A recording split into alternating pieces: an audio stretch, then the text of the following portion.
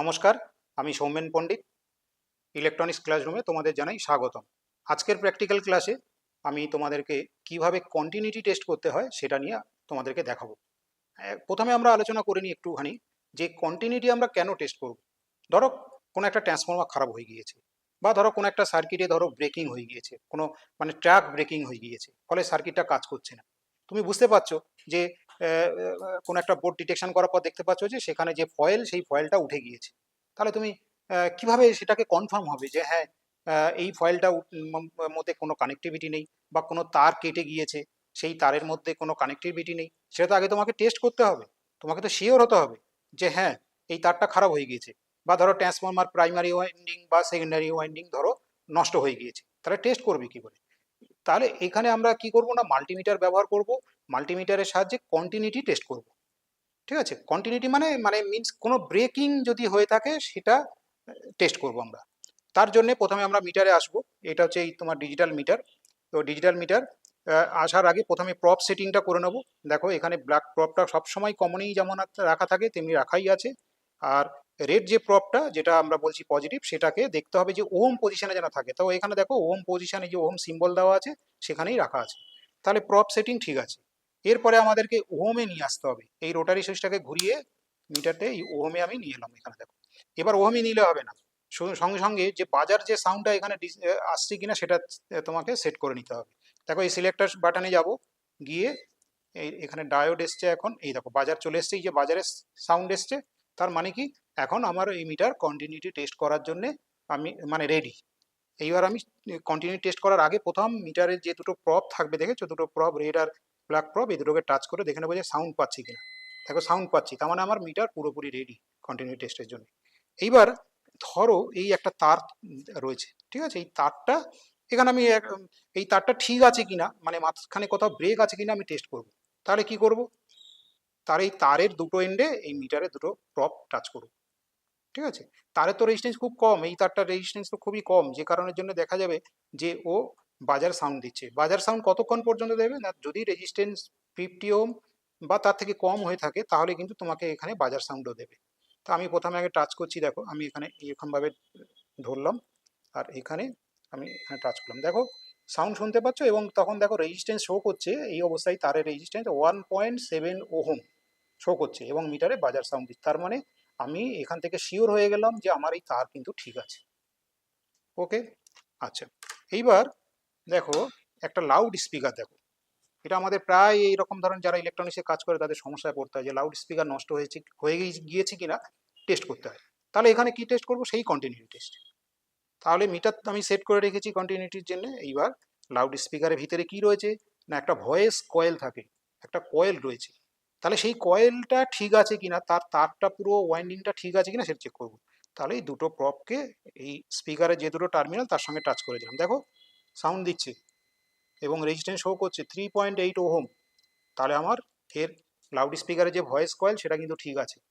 যদি স্পিকার খারাপ থাকতো, ভয়েস কয়েল যদি খারাপ থাকতো তাহলে কিন্তু কোনো সাউন্ড পেতাম না। আচ্ছা, এইবার দেখো এই একটা ফিল্টার, লাইন ফিল্টার কয়েল, এটা এসএমপিএস এ ব্যবহার করা হয়। এইটা অনেক সময় ডিফেক্ট হয়ে যায়, তো সেটা ঠিক আছে কিনা একবার টেস্ট করি, দেখি। বা কোনটার সঙ্গে কোনটার, এখানে দুটো কয়েল আছে, কোন টার্মিনালের সঙ্গে কোনটা আছে সেটাও আমরা জানি না, তো টেস্ট করবো সেক্ষেত্রে, কন্টিনিউ টেস্ট করবো। তাহলে দেখো আমি এটার সঙ্গে এটা টাচ করালাম এইভাবে হাত দিয়ে একটু কনফার্ম করার জন্য কানেক্টিভিটি ঠিক আছে। দেখো এখানে কোনো সাউন্ড পাচ্ছি না।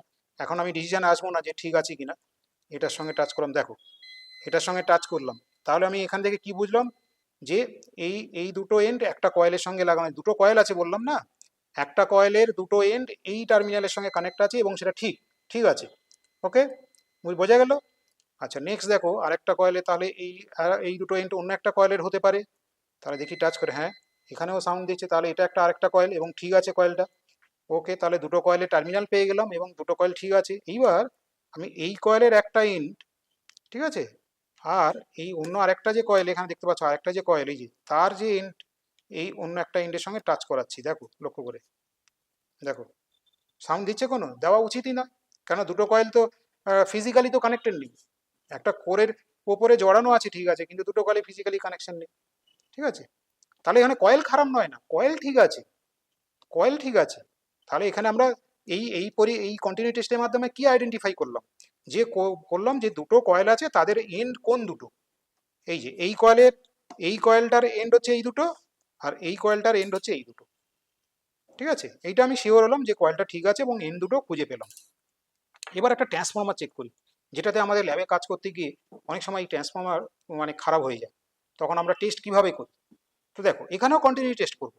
প্রথম হচ্ছে সেকেন্ডারি ওয়াইন্ডিংটা টেস্ট করি।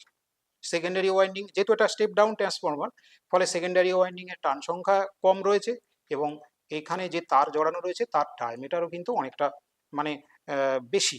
ঠিক আছে, ফলে তারের রেজিস্ট্যান্স কম, ফলে এখানে আমরা বাজার সাউন্ড শুনতে পাবো। তো দেখি প্রথমে এটা হচ্ছে সেকেন্ডারি টার্মিনাল। দেখো এখানে লেখা রয়েছে 12-0-12, আর এইদিকে লেখা রয়েছে দেখো 230 ভোল্ট, মানে এটা হচ্ছে প্রাইমারি সাইড।